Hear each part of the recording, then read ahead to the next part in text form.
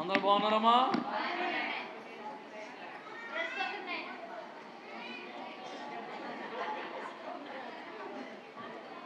అందరికీ వందనాలు.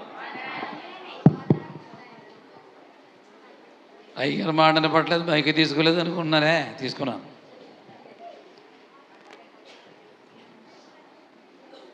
అందరికీ నూతన సంవత్సర క్రిస్మస్ శుభాకాంక్షలు.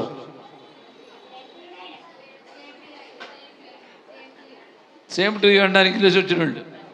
మరి ఇంగ్లీష్ రాని ఏమంటారు? అది మీ ప్రక్కనలో చేతులు పట్టుకుని అందరూ నూతన సంవత్సర శుభాకాంక్షలమ్మా అని చెప్పండి.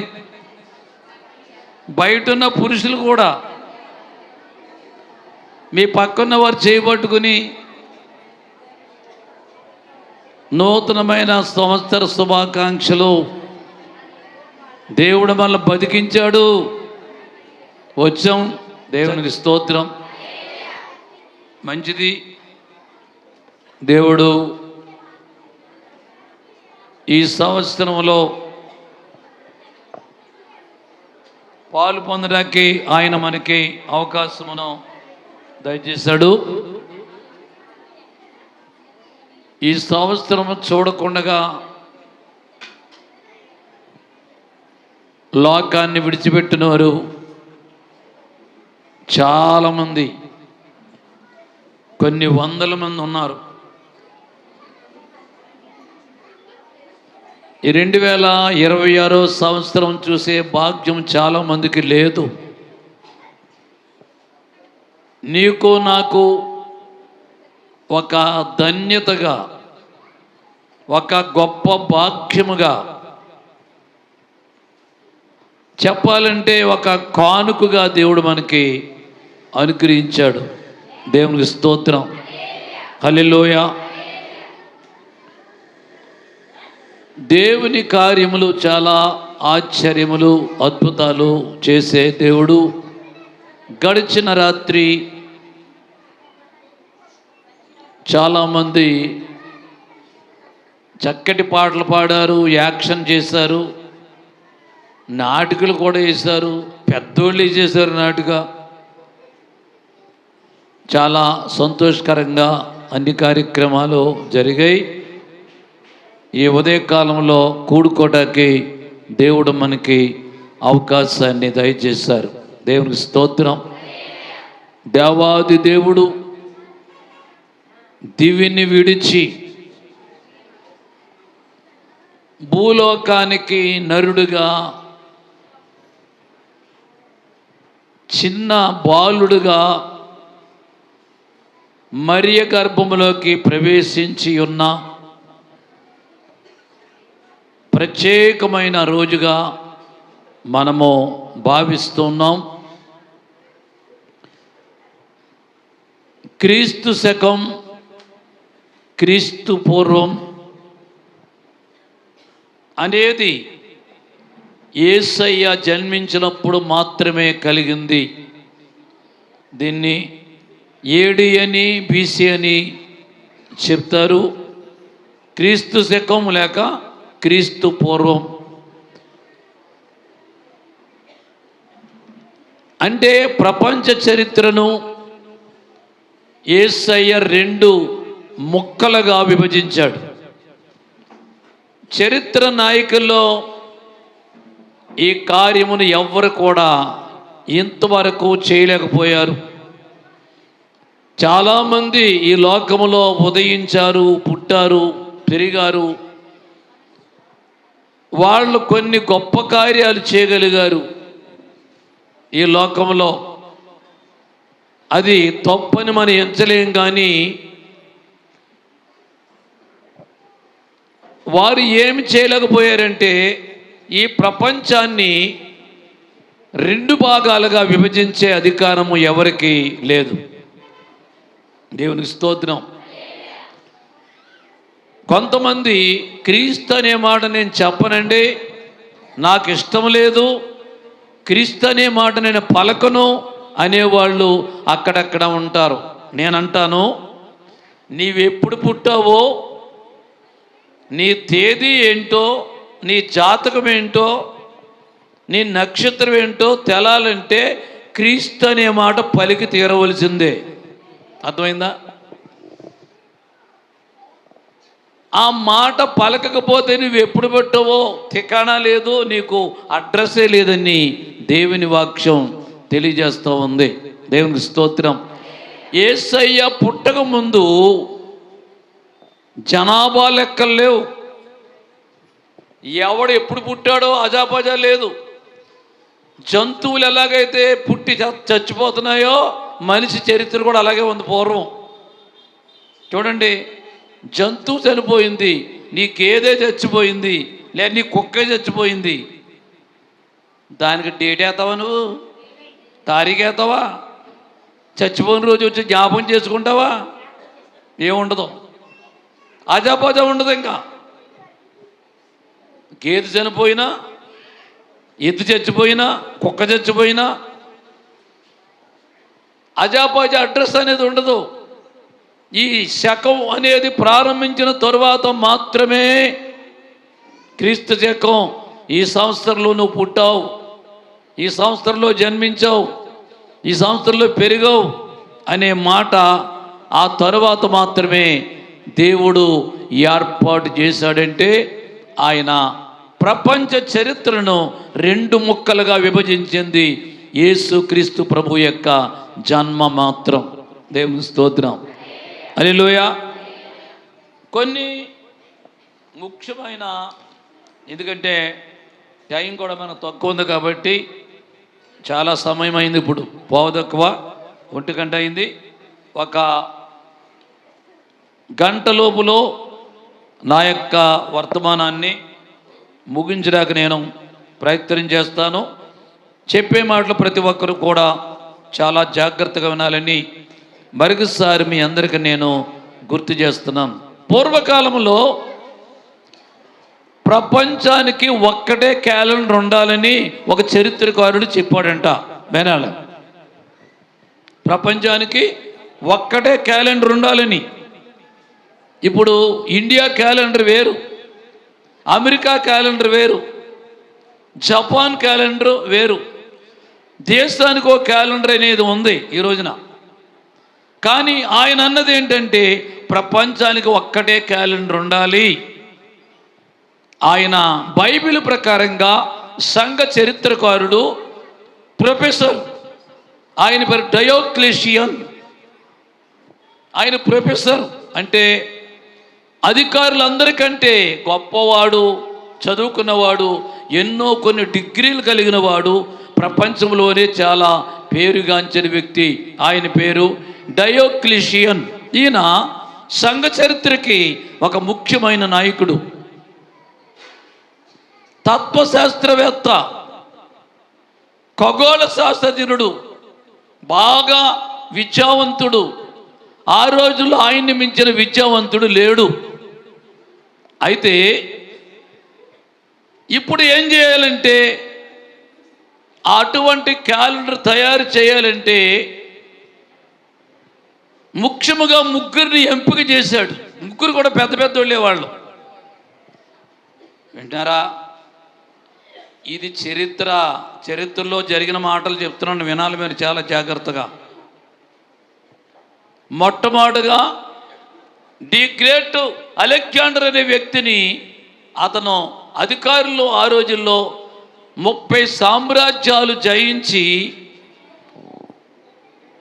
ప్రపంచాన్నే జయించిన నాయకుడు ది గ్రేట్ అలెగ్జాండర్. ఇంకా చెప్పాలంటే సముద్రం కూడా భూమి అయిపోతే ఆ సముద్రాన్ని కూడా జయించింది నేను అనే ఒక ప్రఖ్యాతి కలిగి అతను ముందుకు వెళ్ళాడంట. ఆయన మరణం ఎలా జరిగిందంటే ఒక దోమపోటు ద్వారా కోమకి వెళ్ళిపోయాడు. ఏమంటే దోమ అంత ప్రమాదం తెస్తుందా? తెస్తుంది, సమయం వస్తుంది. ఆయన రోగైపోయాడు. అందరూ ఆయన వదిలేశారు. ఇండియా దగ్గరికి వస్తూ ఉండగా కోమాలోకి వెళ్ళిపోయాడు. ఆయన చరిత్ర చెప్తాను, చాలా చరిత్ర ఆయనకు ఉంది. అయితే ఆయన భయంకరమైన రక్తపాతం చేశాడు. అంటే ఎన్నో భయంకర యుద్ధాలు చేసి చాలామందిని చంపాడు యుద్ధంలో. రెండవది త్రాగుబోతు, మూడవది వ్యభిచారి. అందును బట్టి ఈ గ్రేట్ అలెగ్జాండర్ని ఆయన ఏం చేశాడంటే ఎక్లేషియన్ చక్రవర్తి పక్కన పెట్టేశాడు. లోక చరిత్ర ముక్కలు చేయడానికి నువ్వు వెళ్ళిపో పక్కకు అన్నాడు అతన్ని. ఆయన పని అయిపోయింది. ఇంకపోతే రెండవది జూలియస్ సీజర్.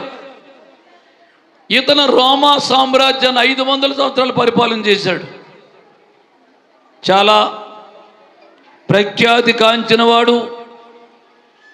ఇతను రోమా దేశానికే గొప్ప పేరు తెచ్చాడు.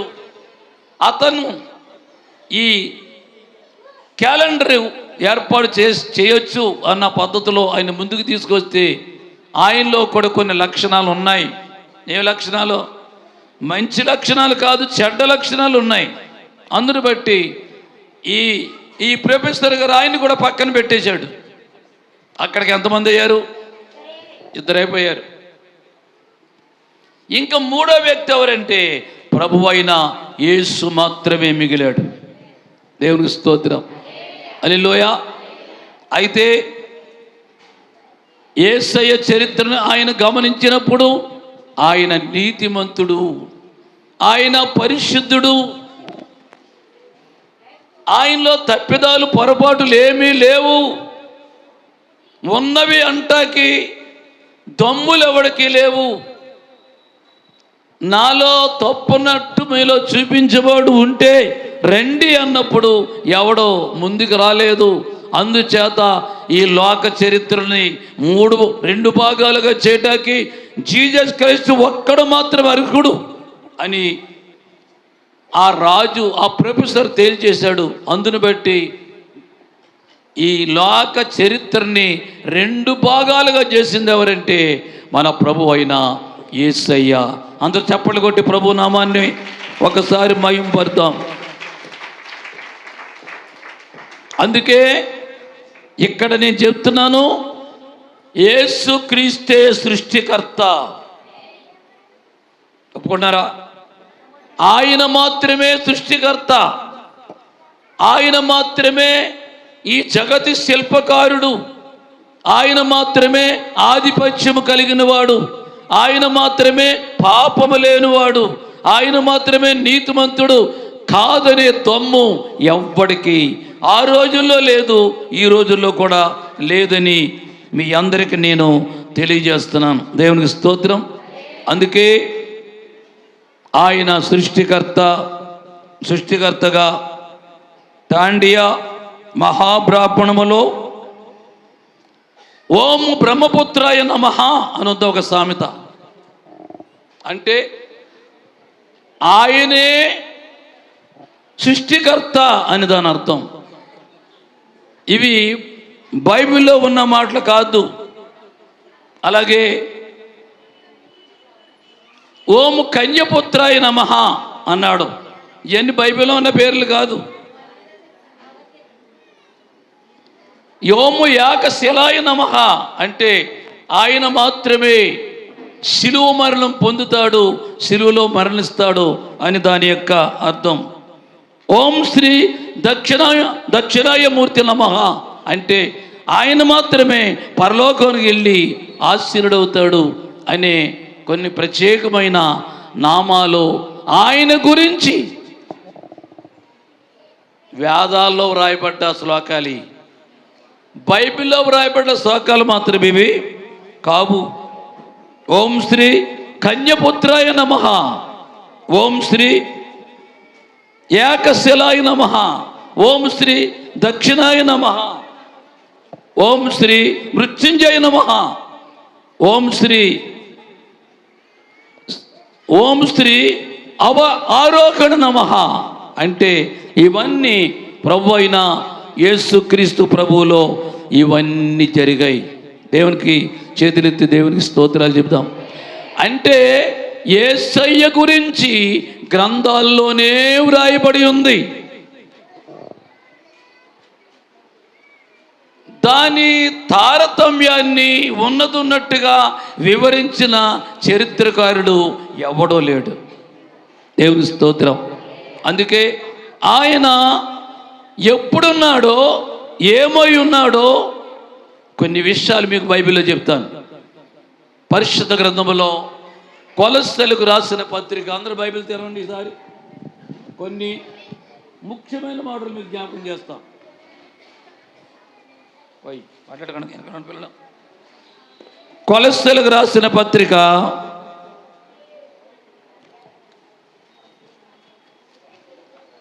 1వ అధ్యాయం.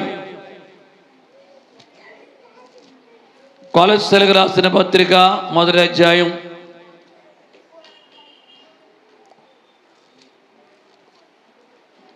15వ వచనం. కొలస్సీలకు రాసిన పత్రిక 1వ అధ్యాయం 15వ వచనం. ఆయన అదృశ్య దేవుని స్వరూపు అయి సర్వ సృష్టికి ఆది సంభూతుడై ఉన్నాడు. ఏంటంట? అదృశ్య దేవుని ఏ స్వరూపి? అదృశ్యుడు అంటే కనబడని వాడు. దేవుడు ఎలా ఉన్నాడో కంటికి కనబడ్డు. దేవుడు ఆత్మ అయి ఉన్నాడు. దేవుడు ఆత్మ కనుక ఆయన్ని చెప్పండి ఆరాధించేవారు ఆత్మతోనూ సత్యముతోనూ ఆరాధించవలెను. గాలి ఉంది, నీ కంటికి కనపడదది. ఏది? గాలి. మరి గాలి ఉందని ఎలా తెలుస్తుంది నీకు? నీకు చల్లగా తగులుతుంది కాబట్టి గాలి ఉందని తెలుస్తుంది. దేవుడు కూడా ఏమై ఉన్నాడు? గాలి తనకిష్టమైన చోటుకి విసిరుతుందంట. అన్ని చోట్లకి గాలి రాదు. ఎక్కడికి వస్తుంది? ఎక్కడికి వెళ్ళాలో అక్కడికి వెళ్తుంది గాలి. దేవుడు కూడా అంతే. దేవుని స్తోత్రం. ఎవరి హృదయంలోకి రావాలో వారి హృదయంలోకే వెళతాడు ఆయన. ఆయన ఎవరి హృదయంలోకి వెళ్తాడు? హృదయ శుద్ధి గల వారు ధన్యులు, వారు దేవుని చూస్తారో. దేవుడు అంటే ఏంటి? నువ్వు గూట్లో పెట్టుకున్న బొమ్మ కాదు, నువ్వు పెట్టుకున్న ఫోటో కాదు, మరియమ్మ విగ్రహం కాదు. ఏమైనాడు దేవుడు? ఆత్మై ఉన్నాడు. దేవునికి స్తోత్రం. నీ కంటికి కనబడతాడు ఎప్పుడు? నీవు పవిత్రమైన మనసుతో హృదయంతో విరిగి నలిగిన మనసు కలిగి దేవుడు ఉన్నాడని భయపడినప్పుడు దేవుడు నీకు కనపడతాడు. దేవుని స్తోత్రం. అలాగా దేవుని చూసిన వారు చాలామంది ఉన్నారు, భక్తులు ఉన్నారు. ఒకనొక సమయంలో మీరు చూసే ఉంటారు, దైవజనుడు పాస్టర్ జోసెఫ్ గారు ఈ మధ్య చనిపోయాడు కదా. ఆయన ఒకే రోజు తల్లిని, చెల్లిని, తండ్రిని పోగొట్టుకున్నాడు. ఒకే రోజు. యూట్యూబ్లో చూసారా లేదా మీరు? ఒక్కరోజునే చనిపోయారంట ముగ్గురు కూడా. అప్పుడు పెళ్ళి అవ్వలేదు ఆయనకి. చచ్చిపోదామని ఎత్తైన ఏంటది ఒక స్తంభం ఎక్కేయడండి పైకి. ఇంకా బతకూడదు, నేను బ్రతికి ఏం చేస్తాను? అమ్మ పోయింది, చెల్లిపోయింది, నాన్న కూడా పోయాడు, నేను బతికి ఏం చేస్తాను ఇంకా అని ఉద్దేశాన్ని బట్టి ఆయన ఎక్కి పడిపోదాం, స్తంభం కదా బ్రిడ్జి మీదకి వెళ్ళి పడిపోదాం అని అనుకుంటున్నప్పుడు పడబోయే సమయమందు ఒక చెయ్యి వెనక్కిలాగిందంట ఆయన్ని. ఎవరు మీరు? నీవు చనిపోటానికి వీల్లేదు, నిన్ను నేను బ్రతికిస్తాను, నా సేవ చేయింతాను, నీ ద్వారా భయపడకో అన్న తర్వాత వెనక్కి తిరిగి వచ్చాడు. అది యూట్యూబ్లో విన్నాను నేను, ఆయన చెప్తున్న సాక్ష్యం. దేవుడికి స్తోత్రం, హల్లెలూయా. చెప్పాలంటే ప్రపంచమంతా దేవుడు వాడుకున్నాడు ఆయన్ని. గొప్ప పరిచర్య ఆయన ద్వారా జరిగింది. దేవుడికి స్తోత్రం. ఎందుకంటే దేవుడు అంటే యేసు ప్రభు కులానికో మతం కాదు, కులానికో దేవుడు కాదు, ఏదో దేశానికి సంబంధించినవాడు కాదు. యేసయ్య అంటేని సర్వ ప్రపంచానికి ఆయన సృష్టికర్త. దేవుని స్తోత్రం, హల్లెలూయా. కొన్ని మతాలు ఉన్నాయి, ఒక దేశానికో మతం.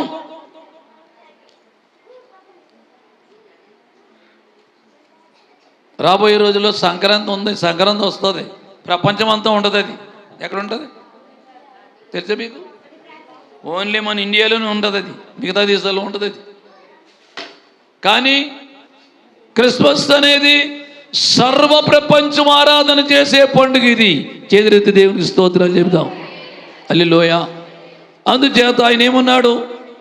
ఆది సంభూతుడై ఉన్నట్లు దేవుని వాక్యం. చూడండి 17వ వచనం, ఆయన అన్నింటికంటే. ఒక్కసారి చప్పట్లు కొట్టి ప్రభు నామాన్ని మహిమపడదాం. ఏమండి, ఎప్పుడున్నాడు ఆయన? అన్నిటికంటే. అన్నిటికంటే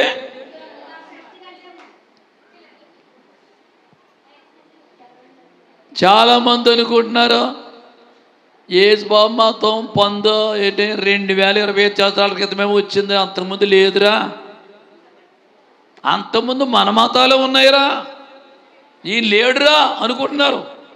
కానీ ఏం చెప్తున్నాడు దేవుడు? అన్నిటికంటే ఆయన ముందు ఉన్నవాడు.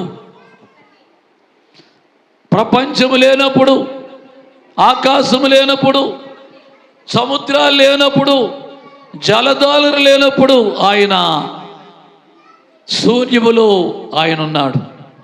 దేవుని స్తోత్రం, హల్లెలూయా. 1 కొరింథీ పత్రిక 8వ అధ్యాయం తీయండి. మన మాటలో గుర్తు చేసి ముగిస్తాను. 1 కొరింథీ పత్రిక 8వ అధ్యాయం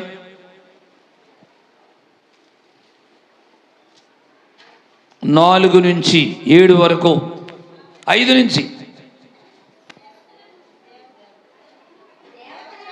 దేవతలనబడిన వారు, ప్రభువులనబడిన వారు అనేకులున్నారు. ఆకాశమందైనను భూమి మీదనైనను దేవతలనబడివి ఉన్నను మనకు ఒక్కడే దేవుడున్నాడు. ఆమేన్. ఏంటి ఆయనకున్న పేరేంటి? తండ్రి. ఏంటండి? తండ్రులు ఎంతమంది ఉంటారా చెప్పండి అమ్మా? ఒక్కడేనా? ఒక్క తండ్రికి పిల్లలు ఎంతమంది అయినా ఉండొచ్చు ఏమా? 2 ఉండొచ్చు, 3 ఉండొచ్చు, 7 ఉండొచ్చు, 10 మంది ఉండొచ్చు, 15 మంది ఉండొచ్చు. కానీ రివర్స్ అయినా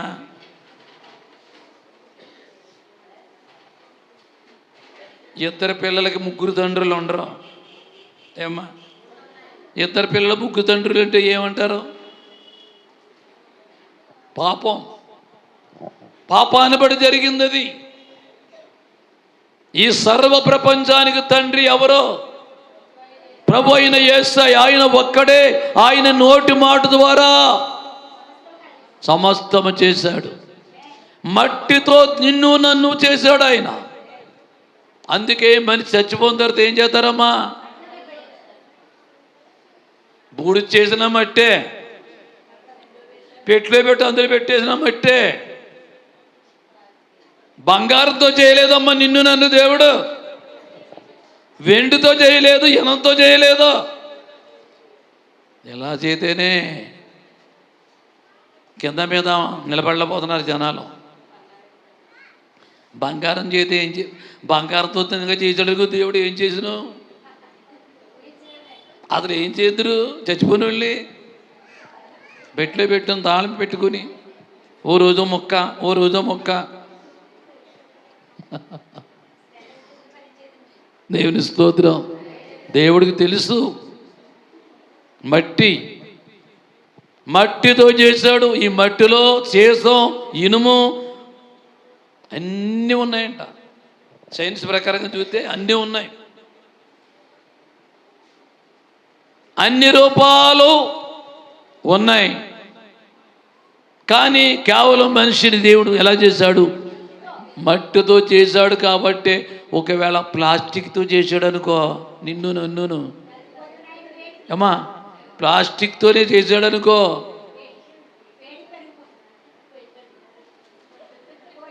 పొయ్యి దగ్గర కట్టుకెళ్తాం. ముందు ఎక్కడ చూసినా ఈ చచ్చిపోయినోడు కనపడుతూనే ఉంటారు. మీరు ప్లాస్టిక్ బ్యాగ్ కట్టుకెళ్ళి మట్టిలో పెట్టి 5 ఏళ్ళు పోయిన తర్వాత తీయండి, ఏమవుతుందో చెప్తాను నేను మీకు. నువ్వు వేసి పాతిపెట్టిన బ్యాగ్ పాతిపెట్టేటని ఉంటుంది. ఎందుకు? అది మట్టిలో కలవదు. ఏది? ప్లాస్టిక్ మట్టిలో కలదు. 100 ఏళ్ళు అయిపోయినా కలదు. ఈ మధ్య ఆహారంలో నా మీద కోపం అవుతుంది మరి మీకు. ఆహారంలో ప్లాస్టిక్లు కలుపుతున్నాయంట. ప్లాస్టిక్ కోడిగుడ్లు వచ్చేస్తున్నాయి. ఈ కోడిగుడ్ల కంటే చాలా తెల్లగా ఉన్నాయంట. బియ్యం కడుగుతుంటే పైకి తేలుతున్నాయి ప్లాస్టిక్ బియ్యం. ఆడవాళ్ళు మీకే తెలాలి, బియ్యం కడుగుతూ ఉంటారు కదా. పెరుగు కల్తీ, పాలు కల్తీ, అమ్మోనియా కలుగుతుందంట. ఇందులో పంచదారలోను, ఎందులోనమ్మా పంచదారలో అమ్మోనియా కలిపానంటే అది ఒక సేమ్ ఒకలానే ఉంటాయి కదా. మరి ఎంత మోసం జరుగుతుంది. దేవునికి స్తోత్రం. చాలా కల్తీ, అన్నిట్లో కల్తీ. కాపుడిని కల్తీ, మంచినూనె కల్తీ, కారం కల్తీ. కారంలో ఇటక పొడిని కలుపుతున్నాడు అంటే లైట్గా కారంలో. అందుకే కొట్టుకాడి ఏమి తెచ్చుకుని తినకండి మీరు. పుట్టుదనుకున్నారేమో నాకు సీరియస్గా ఉన్నారా ఇంక మీరు? దేవునికి స్తోత్రం. మట్టి మాత్రమే కలుస్తుంది. మనిషి శరీరం మట్టి కాబట్టి మట్టిలో కలుస్తుంది, ఇంకేది కలదు. ఇది దేవుని యొక్క సృష్టి. దేవునికి స్తోత్రం. హల్లెలూయా. దేవుడు చాలా జ్ఞానముతో చేశాడు. దేవుడు నిన్ను నన్నును. చక్కటి కళ్ళు ఇచ్చాడమ్మా దేవుడు నీకు నాకును. ఎంత బాగున్నాయి కళ్ళు. చూసుకున్నారా అంతలో మీరు? 2 కళ్ళు నీరే. సమయంతో తెగ ఎడుతారు. మామూలుగా ఏడమంటే ఆడరాళ్ళు. అంటే ఆ వేదన కలిగించేది ఎవరో? అది కష్టంలో మాత్రమే వస్తుంది వేదన. దేవునికి స్తోత్రాలు చెప్దాం. హల్లెలూయా. ఎక్కడున్నాం? మనిషికి దేవుడిచ్చినటువంటి కళ్ళు, గుండె, లివరు, కిడ్నీలు,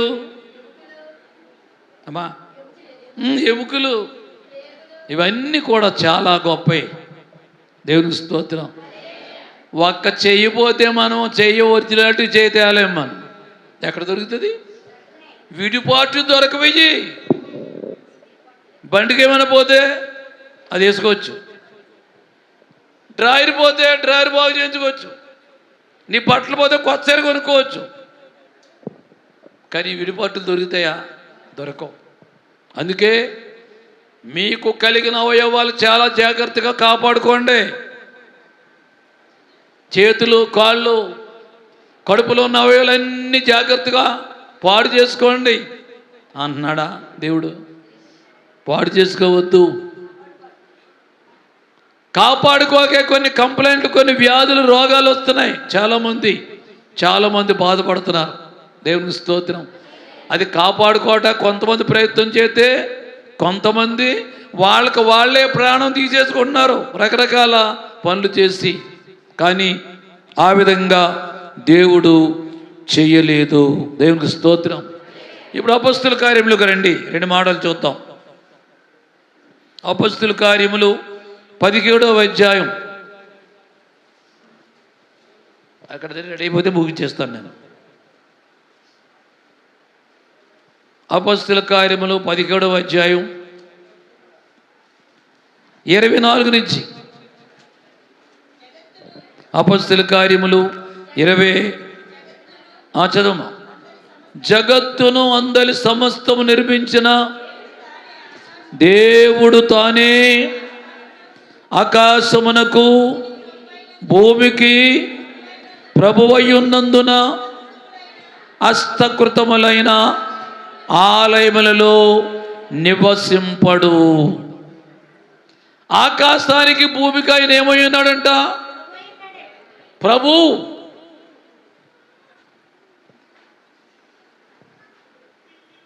సూర్యుడిని చంద్రుడిని చేసింది ఆయనే. వెళ్తురు కానీ చేతులెత్తి దేవునికి స్తోత్రాలు చెబుతాం. హల్లెలూయా. అసలు విషయం చెప్పలేదు. ఈ నూతన సంవత్సరంలో 3 బిడ్డలు ప్రభు యొక్క నామాన్ని ధరించుకుని రక్షణ పొందారు.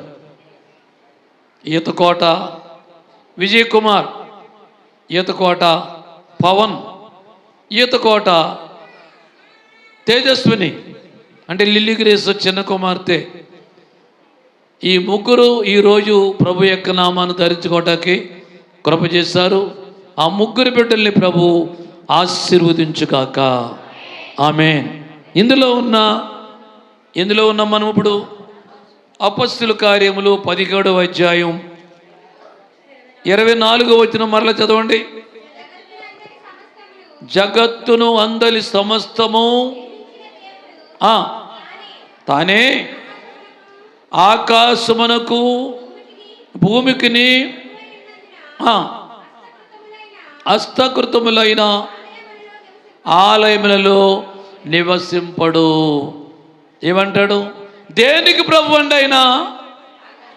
ఆకాశానికి ప్రభు, భూమికి ప్రభు. అంటే ఆకాశాన్ని ఎవరు చేశారు? దానికి అదే వచ్చేసిందా? భూమిని ఎవరు చేశారు?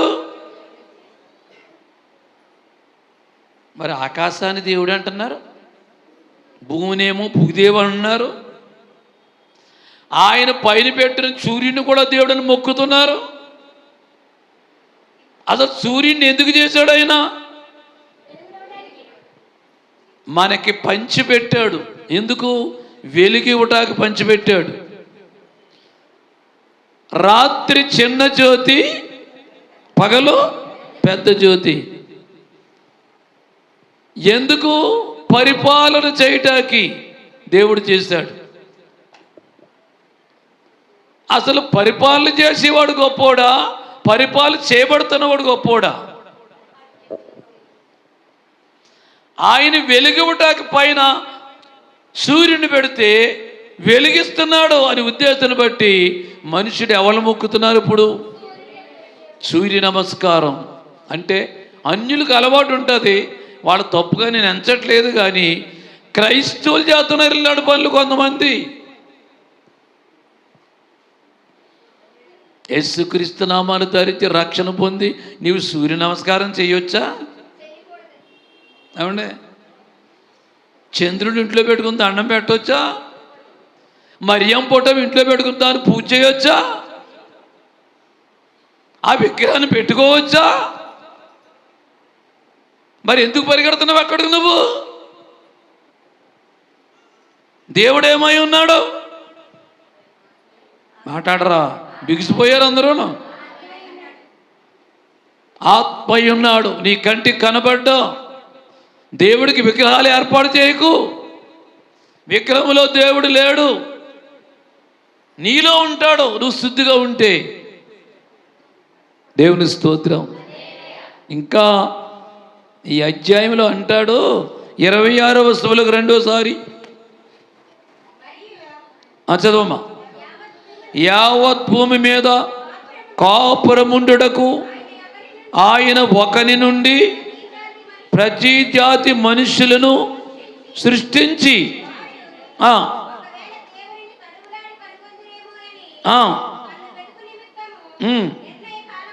నిర్ణయ కాలమును వారి నివాస స్థలము యొక్క పొలిమేరలు ఏర్పరిచెను. ఆయన మనలో ఎవరికి దూరముగా ఉండువాడు కాడు. ఇక్కడ అంటాడు, ఒక జాతి మనుషుల్ని సృష్టించి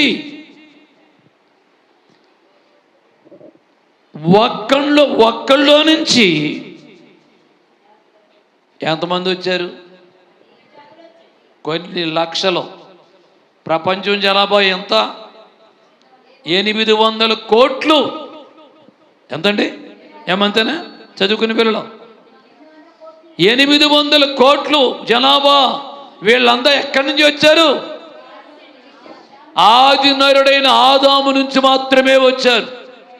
ఆదాము లేకుండా భూమి మీదకి రావటానికి ఎవరికి దమ్ములు లేవు అసలు. దేవుని స్తోత్రం, హల్లెలూయా. ఈ ఆది నరుడు ఆదామును చేసింది ఎవరో? ఆయనే. ఈ రోజున మనుషుడు సొంతంగా కల్పించుకుని కొత్త దేవుళ్ళని ఏర్పాటు చేసుకుని సృష్టికర్తను విడిచిపెట్టేసి ఏం పూజిస్తున్నారు? సృష్టిని ఆరాధన చేస్తున్నారు. ఇక్కడ భలే టేబుల్ ఉంది, బాగుంది కదా టేబుల్ ఇది. ఈ టేబుల్ తయారు చేయించింది ముత్తాబొత్తుల రమణ గారు. దీన్ని తయారు చేసింది బొంతు సిలువరాజు గారు. అర్థమైంది మీకు? చాలా బాగా ఉంది, అంతంగా ఉంది అని నువ్వు దండం పెడితే నీకు దండం పెడుతుంది. ఇది పెడతదా? ఎందుకు పెట్టదో? దానిలో ప్రాణం లేదు. ప్రాణం ఉన్నవాడు చేశాడు దీన్ని. నడిచేవాడు, తిరిగేవాడు, మాట్లాడేవాడు చేశాడు వాటర్ మేస్త్రి. మన సత్యమెమరేలండి ఆయన. ఎవరు? సిలువరాజు. ఆయనకి దగ్గరికి వెళ్ళి నమస్కారం చేసి, నమస్కారం అంటే సిలువరాజు గారు బాగున్నారండి అంటే, ఆ బాబు బాగానే ఉన్నాను, నమస్కారం అండి అంటాడు. అవునా? అలాగే ఈ సృష్టిని దేవుడు చేశాడు. ఆయనే ఈ సృష్టికి కర్త. ఈ సృష్టికర్తను విడిచిపెట్టేసి మనిషి ఏం చేస్తున్నాడంటే సృష్టిని పూజిస్తున్నాడు. అందుకే మనం పాడుతున్నాం కదా, జిగటమల్నే మానవులంతా పరమ కొమ్మరి ప్రభుడవు.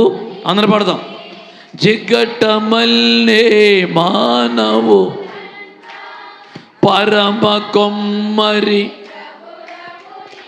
పడే సృష్టికర్తను మరచి సృష్టినే పూజించుట. సృష్టికర్తను సృష్టినే ఆమె దేవునికి స్తోత్రాలు చెబుదాం. మనుషులంతా ఏంటంట? జిగటమన్నే మనుషులు, జిగటమట్టి. అయితే ఈ జిగటమట్టి మనిషినైనా ఈ ప్రపంచంలో ఉన్న ప్రతి జీవిని చేసిన సృష్టికర్త ఎవరు?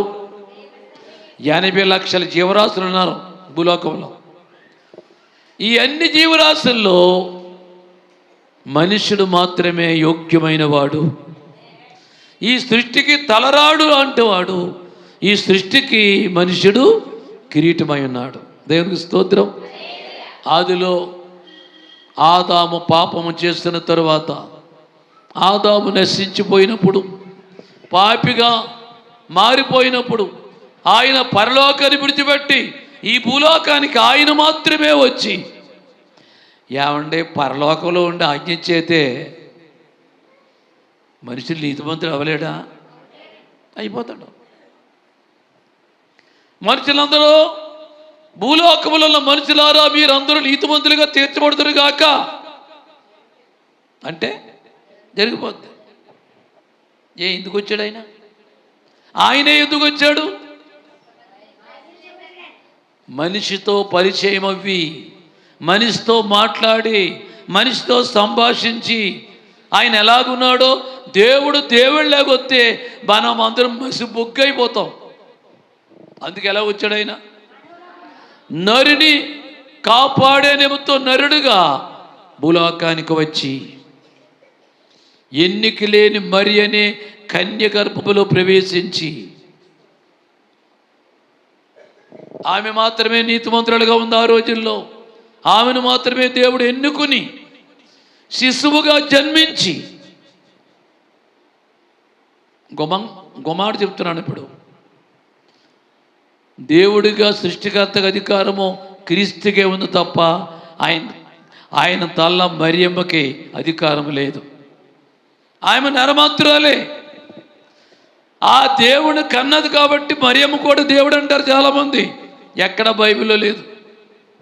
సృష్టికర్త ఎవరో? క్రీస్తు మాత్రమే. ప్రాణం పెట్టి బలైంది ఎవరో? రక్తం కార్చింది ఎవరో? కొరడా దెబ్బలు తిన్నది ఎవరో? సమాధి చేపడ్డది ఎవరో? సమాధిని చేయించి లేచింది ఎవరో? క్రీస్తే. దేవునికి స్తోత్రం. నేను ముగిస్తున్నాను. అందుచేత ఆయన మాత్రమే సృష్టికర్త, దేవాది దేవుడు, నిన్ను నన్ను సృజించినటువంటి దేవుడు. ఆయన ఈ సృష్టికి శిల్పకారుడు. మనము సృష్టి అయి ఉన్నాం. మనిషి దేవుడు కాదు. దేవుడు మనిషిగా పుట్టవచ్చు, కానీ మనిషి దేవుడిగా పుడతాడా? ఏమో వినండి. దేవుడు మనిషిగా పుట్టవచ్చు, కానీ మనిషి దేవుడిగా పుడతాడా? లేదు. అధికారం మనిషికి లేదు. దేవునికి స్తోత్రం. ముగిస్తున్నాను. అందుకే యేసయ్య ఈ లోకానికి వచ్చాడు. దేవుని బిడ్డలారా, ఇంకా ఈ మధ్యాహ్న కాలం ఈ నూతన సంవత్సరంలో నువ్వు ఇంకా రక్షణ పొందకుండా ఉంటే, యేసు నామాన్ని ధరించుకోకుండా ఉంటే, నువ్వు లోకంలోనే జీవిస్తూ ఉంటే ఇదే మిక్కిలి అనుకూల సమయం. ఈరోజు తారీఖు ఎంత? 1 మొదటి నెల. తెల్లారిన తర్వాత ఎంతమంది బతుకుంటారో చనిపోతారో ఎవరికైనా తెలుసా? ఆటు ప్రయాణం చేస్తూ ఆటు ఆగిపోతుంది. కూర్చున్నవాడు కూర్చున్నట్టే వెళ్ళిపోతున్నారు. ఎవరో వద్దు. పూర్వక రోజుల్లో కేత బాలయ్య గారు మన చర్చికి వచ్చాడు. ఆయన సాక్ష్యాలు చెప్పాడు. ఆయన ప్రార్థన చేశాడు. ఆయన 1 సంవత్సరం పాటు యాక్టివ్గా ఉంటాడు. మాటకారి, చాలా తెలివైనడు. అలాంటి వ్యక్తి 4 గంటలుగా స్నానం చేసి కుర్చీలో కూర్చున్నాడంట. ఆయన అంతే. కుర్చీలో కూర్చోళ్ళు అనుకున్నారు అందరూ. ఆయన చనిపోయినట్టు తెలియదు. తీరా దగ్గరికి వెళ్ళి చూస్తే మాట్లాడలేదు. ఆయన ఏం జరిగింది అని చూస్తే ప్రాణం లేదు. మామూలుగా స్నానం చేసినప్పటికీ ఏమీ లేదంటండి. స్నానం చేసి కూర్చున్నాడంటే కూర్చొని చెప్తున్నారు. అక్కడ పలకరింపుకి వెళ్ళాను నేను. మరలాడు మొట్టమొదటిగా రాజబాబు గారు చోళమతి చెప్పారు నాకు ఆయన గురించి. వాళ్ళు అదే లైన్లో వచ్చారు. మన ఎవరో ధర్మరాజు గారి దగ్గర జరిగింది కూటమి రోజున. చూసారా? నీ ప్రాణము నీ చేతిలో లేదు, నీ ఆయుష్ నీ చేతిలో లేదు. ఏ టైంలో ఏం అయిపోతుందో మనకి తెలియదు. బ్రతికొండగా అది నాది, ఇది నాది, ఆ సరిహద్దు నాది, ఆ రాడ్ నాది, ఈ భూమి నాది, ఈ స్థలం నాది. ఎన్నో కవులు చెప్తాడు మనుషుడు. ప్రాణం పోతే మట్టే ఏమీ లేదు. అంచేత మనం బ్రతికొండగా యేసును అంగీకరించి నమ్మని వారు నమ్ముకొని, నమ్మిన వారు విశ్వాసములో ముందుకు వచ్చి క్రమంగా ఆరాధనలో వాక్యం నేర్చుకొని, క్రమంగా ఉపాసకూటంలో వాక్యం నేర్చుకొని, వాక్య ప్రకారంగా జీవించి, ఒకవేళ ఈ కొత్త దౌత్రులు ఆయన వచ్చేస్తాడేమో మనకు తెలియదు. తెలుసా? తెలియదు. ఆయన రాకడా ఎప్పుడో, మనిషి యొక్క మరణం తెలియదు, యేసయ్య రాకడెప్పుడో తెలియదు. అందుకు ఆయనలో జీవించి ఆయన కుమారులుగా కుమార్తెలుగా తీర్చబడి ప్రభులో కొనసాగుదాం. అట్టి భాగ్యం, అట్టి అనుభవం దేవుడు మనందరికీ దయచేయునుగాక. ఈ మాటలు దేవుడు మన వినికిడిలో దీవించునుగాక. ప్రార్థన చేసుకుందాం. ప్రార్థన చేసుకుని ముగించుకుందాం. దయచేసి అందరూ ఎవరు స్థలాల్లో వారే తలలు వంచండి. ఈ ప్రార్థన అయిన తరువాత మీరందరూ మీ అందరికీ మన సగవందరూ భోజనం ఏర్పాటు చేశారు. అందరూ భోజనాలు చేసి మీరందరూ సెలవు తీసుకోవాలని మీ అందరికీ మరొకసారి నేను జ్ఞాపకం చేస్తున్నా. తలలు వంచండి, జన ప్రార్థన చేసుకుందాం. ఈ మధ్యాహ్న కాలం రక్షణ పొందిన రక్షణ పొందకపోయినా నువ్వు ఎలాగ జీవిస్తున్నావు? అమ్మా నువ్వు ఎలాగున్నావు? అయ్యా నువ్వు ఎలాగున్నావు? సంవత్సరం దాడిపోయి నూతన సంవత్సరం వచ్చింది. సంవత్సరం వస్తే ఏమీ కాదు, నీ జీవితంలో మార్పు రావాలి, నీకు మారు మనసు రావాలి, నీకున్న అలవాట్లు తప్పుడు అలవాట్లన్నీ పోవాలి, తగ్గించుకోవాలి, నీతి నిజాయితీ కలిగి నువ్వు జీవించాలి, దేవునికి లోబడాలి. అప్పుడు జై జీవితం ఇచ్చి ఆయన కృపతో ఆయన నడిపిస్తాడు. ఆయన అట్టి అనుభవాన్ని అవకాశాన్ని ప్రభు మనకి దయచేయునుగాక. మిక్కిలి ప్రేమ దయా కనికరము కలిగిన మా పరమ తండ్రిని పరిశుద్ధమైన పాదాలకి వందనాలు చెల్లిస్తున్నాం. గడిచిన 2025 సంవత్సరం అంతా మీరు కాపాడి ఉన్నారు. ఎన్నో శ్రమలు, బాధలు, తుఫానులు, అగ్ని ప్రమాదాలు, గోదావరిలు, వరదలు, ఎన్నో భయంకరమైన ప్రమాదములో నుంచి మమ్మల్ని తప్పించి కాపాడి బ్రతికించి ఈ నూతన సంవత్సరం చూడటానికి అవకాశం ఇచ్చావంటే కేవలం నీ కృప. ఈ బిడ్డలందరూ ఈ సంవత్సరంలో ప్రభువా ఇక్కడ వాగ్దానాలు కూడా ఉన్నాయి. వాగ్దానము తీసుకొని బిడ్డలందరూ వాగ్దానాలు తీసుకొని ఆ వాగ్దానంలో ఏమి రాయబడి ఉన్నదో ఆ వాగ్దానాలు చేతిలో పట్టుకొని ప్రార్థన చేసుకుంటూ ప్రభువా ఈ సంవత్సరం అంతా ఆయుస్సు ఆరోగ్యము కలిగి బలము కలిగి శక్తి కలిగి నీ బిడ్డలకు ఇచ్చిన భార్యలు అలాగే భర్తలు, వారికి ఇచ్చిన కుమార్తెలు, వారికి ఇచ్చిన కుమారులు ఆయుస్సు ఆరోగ్యము కలిగి బలము కలిగి శక్తి కలిగి ప్రభువా నేను ఆరాధన చేస్తూ నీకు లోబడుతూ నీ మాట వింటూ ప్రతి ఆదివారము నీ మందిరానికి వచ్చి నీ వాక్యం నేర్చుకుంటూ ఉపవాస కూటములో పాలు పొంది స్వస్థత కూటములో పాలు పొంది ఈ ఆత్మీయ జీవితంలో కొనసాగే భాగ్యం దయచేయండి. ఈ నూతన సంవత్సరంలో బాప్టిస్వం పొందిన 3 బిడ్డల్ని ఆశీర్వదించండి. ఈతకోట విజయ కుమార్ని, ఈతకోట మా తండ్రి పవన్ని, ఈతకోట తేజస్విని దీవించి కలమంగా నీ వాక్యాన్ని చదువుతూ నేర్చుకుంటూ ప్రార్థన చేస్తూ ప్రభువా వాళ్ళు చేసే పనులు ఏవైనా ఒకవేళ ఉద్యోగం లేకపోతే ఉద్యోగం వారికి ఇచ్చి నేను ఆరాధన చేస్తూ నీలో కొనసాగి నీ ఆశీర్వాదాలు పొందుకునే భాగ్యం ఆ 3 బిడ్డలకి దయచేయండి. వీలైతే ఈ నూతన సంవత్సరంలో నూతన ఆత్మలు రక్షించండి. నూతనంగా అనేక మంది మారు మనసు పొంది బాప్తిసం పొంది నేను అంగీకరించి నీ కుమారులుగా నీ కుమార్తెలుగా తీర్చబడి నీలో కొనసాగే భాగ్యమును దయచేయమని ప్రార్థిస్తున్నాం. ఇదిగో తండ్రి, ఈరోజు జరిగిన ఈ ప్రేమ విందు కార్యక్రమంలో మా సంఘ బిడ్డలు, స్త్రీలు, పురుషులు అందరూ కష్టపడి ఈ పని అంతా చేశారు. రాత్రి వంట పాత్రలు చాలామంది కడిగి అంత ఒప్పుడు చేసి ఈ పగలంతా పనిలో ఉన్నారు. మా సంఘంలో ఉండి కష్టపడి ఏకీవించిన ప్రతి బిడ్డను ఆశీర్వదించమని ప్రార్థిస్తున్నాం. నీ బిడ్డలందరూ ప్రభువా వచ్చిన బిడ్డలందరూ కూడా ఆ ప్రేమ విందులో పాలు పొంది ఎవరి ఇంటికి వారు సురక్షితంగా వెళ్ళే భాగ్యము దయచేయండి. ఈ నూతన సంవత్సరంలో కొన్ని నూతన కార్యములు, నూతన క్రియలు, నూతన అద్భుతాలు, ఆశ్చర్య కార్యాలు జరిగించి ప్రతి ఒక్కరూ ఆరోగ్యవంతులుగా తీర్చబడి నీ అడుగు జాడల్లో నడిచి నిన్ను ఆరాధన చేస్తూ అద్భుతాలు ఆశ్చర్యకార్యాలు ప్రతి గృహములో జరిగించి గొప్ప కార్యాలు జరిగించండి. కూడని బిడ్డలందరినీ దీవించండి. మహిమ ఘనత ప్రభావమును మీరే పొందుకునండి. యేసు పరిశుద్ధ నామములో ప్రార్థించి వేడుకొనిచిన మా పరమ తండ్రి, మన తండ్రి అయిన దేవుని ప్రేమ, రక్షకుడైన యేసయ్య కృప, పరిశుద్ధాత్మ అన్యోన్య సహాయము సహవాసం ఈ నూతన సంవత్సరంలో మొదటి తేదీలో, ఈ మొదటి నెలలో, ఈ నూతన పండుగ, ఈ క్రిస్మస్ ఆరాధనలో పాల్పొందిన ప్రతి బిడ్డకు ప్రభుత్వ పరితం ఆయన కృప నిత్యము తోడునేడుగా ఉండి కాపాడి నడిపించిన గాక.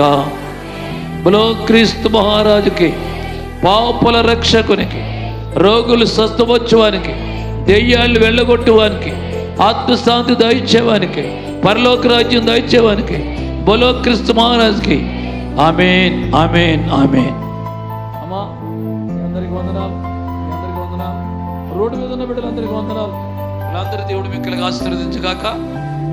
లైన్గా వెళ్ళండి. అందరూ భోజనం చేసి సెలవు తీసుకోవాలని మరొకసారి మీ అందరికి నేను జ్ఞాపకం చేస్తున్నాను. మరొకసారి చెప్తున్నాను, అందరూ భోజనం చేసి వెళ్ళండి. వీళ్ళందరినీ దేవుడు మిక్కలుగా ఆశీర్వదించుగాక. ఆమేన్. మరొకసారి చెప్తున్నాను, అందరూ భోజనం చేసి వెళ్ళండి. వీళ్ళందరినీ దేవుడు మిక్కలుగా ఆశీర్వదించుగాక. ఆమేన్, ఆమేన్, ఆమేన్.